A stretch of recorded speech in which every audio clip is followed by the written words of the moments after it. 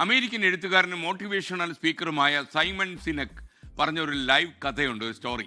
ഒരിക്കലും ഒരു ഉന്നത നയതന്ത്ര ഉദ്യോഗസ്ഥൻ വലിയൊരു കോൺഫറൻസിൽ പ്രസംഗിക്കാൻ വന്നു.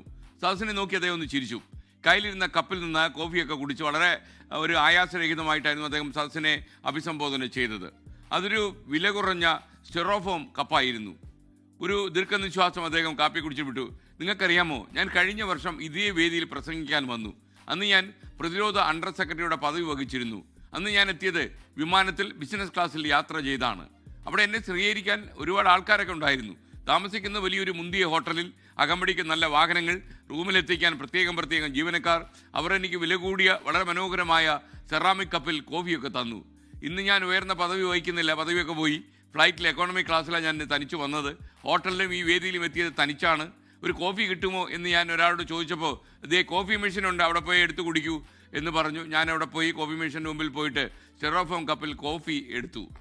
അന്ന് എനിക്ക് ലഭിച്ച വിലപിടിപ്പുള്ള സെറാമിക് കപ്പും ആർഭാടങ്ങളും ബിസിനസ് ക്ലാസ്സും അകമ്പടിയും എല്ലാം എനിക്കുള്ളതായിരുന്നില്ല.